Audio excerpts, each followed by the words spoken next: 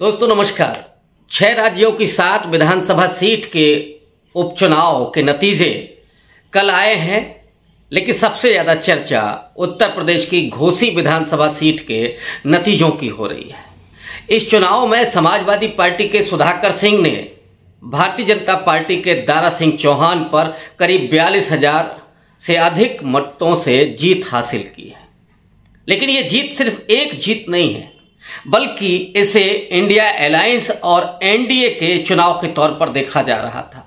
Congress party ने और दूसरे राजनीतिक दलों ने भी घोसी में समाजवादी पार्टी का समर्थन किया था, लेकिन इसमें जो बड़ी महत्वपूर्ण भूमिका वो मायावती की देखी जा रही है।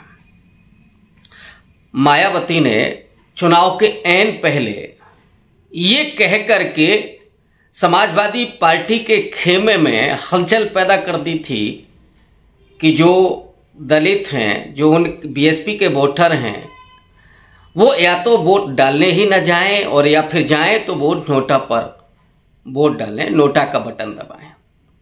जब चुनाव के नतीजे आए तो जैसा कि कयास लगाया जा रहा था, सुधाकर सिंह ने जीत हासिल की, लेकिन नोटा को सिर्फ 1700 से कुछ 1725 वोट मिले। और इसी को लेकर के जो विश्लेषण हो रहा है कि क्या मायावती की अब राजनीति खत्म हो गई है, क्या उनका कोर वोटर जाटव भी उनकी बात नहीं सुन रहा है, और सबसे बड़ा सवाल कि क्या जाटव समाजवादी पार्टी की तरफ गया है। ये जो जीत है वो शायद उधर ही इशारा कर रही है, और ये नैरेटिव खास करके समाजवादी पार्टी के खेमे की तरफ से चल रहा है। और ये भी बहुत सारे लोग कह रहे हैं कि अब मायावती की इंडिया अलायंस में कोई जरूरत नहीं है। हालांकि मैं पहले अपने एक वीडियो में ये कह चुका हूं कि मरा हुआ हाथी भी 1.25 लाख का होता है, और मायावती को नजरअंदाज करना इंडिया अलायंस के लिए बहुत भारी साबित हो सकता है, क्योंकि मायावती सिर्फ उत्तर प्रदेश में ही नहीं है, जहां देश की सर्वाधिक लोकसभा की सीटें आती हैं 80। बीएसपी का जनाधार 16 राज्यों में है। कि अभी जो कहा जा रहा है घोसी चुनाव के मद्देनजर उस नतीजे के देखते हुए कि अब मायावती की जरूरत नहीं है, लेकिन सच्चाई यह है कि मायावती के बिना उत्तर प्रदेश में जहां 80 लोकसभा की सीटें हैं, किसी भी गठबंधन के लिए, मैं सिर्फ इंडिया अलायंस की बात नहीं कर रहा हूं, एनडीए के लिए भी, हालांकि वो बीजेपी के साथ नहीं जाएंगी, ये मेरा भरोसा आज भी कायम है। हालांकि बीजेपी इस बात को समझ रही है कि अगर बीएसपी उसकी तरफ आती है तो उसे एक बड़ा फायदा मिल सकता है, और इसीलिए कुछ चीजें बीजेपी की तरफ बदलती हुई दिख रही हैं। हालांकि बीजेपी खामोश रहती है उनके बारे में। मायावती जब तक हमला भी करती हैं, भले ही वो उसके समानांतर कांग्रेस पर भी हमला करती हो, सपा पर भी करती हैं, लेकिन कई बार उन्होंने बीजेपी पर भी तीखे हमले किए हैं, फिर भी बीजेपी कभी उस तरह से हमला नहीं करती। एक स्मृति ईरानी को छोड़ दें, जिन्होंने पार्लियामेंट में उनके साथ बहुत हॉट टॉक की थी, उसके बाद कुछ ऐसा नहीं लगता कि वो जानती है, बीजेपी नरेंद्र मोदी हो, अमित शाह हो, वो मायावती के कमजोरी को भी जानते हैं तो उनकी ताकत को भी जानते हैं।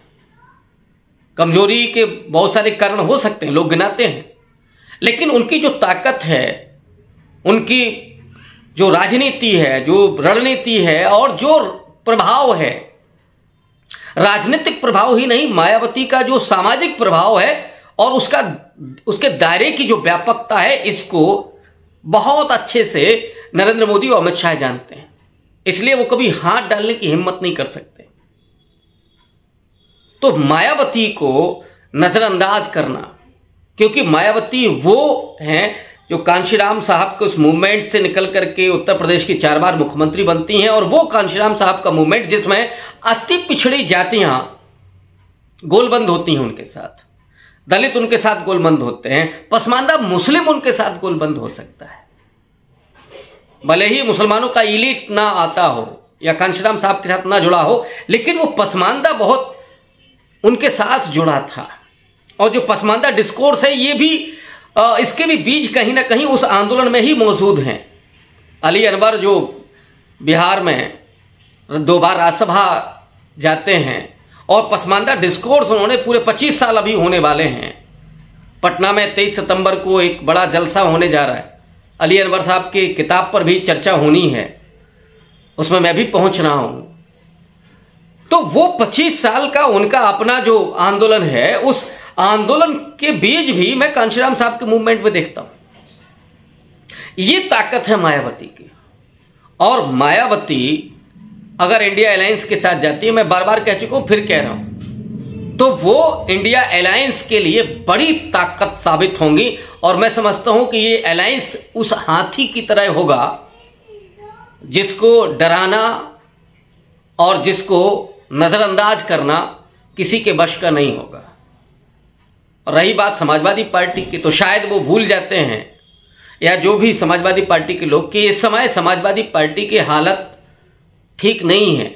भले ही घोसी में उनका प्रत्याशी जीता, और इसलिए नहीं ठीक है क्योंकि जो पीडीए की बात करने वाले अखिलेश यादव हैं, प्रत्याशी उनको पीडीए से नहीं मिला। ये बहुत सारे लोग लिख रहे हैं, हमको उन्होंने लिख करके भेजा है कि प्रत्याशी तो उनको ठाकुर मिला, सुधाकर सिंह मिले।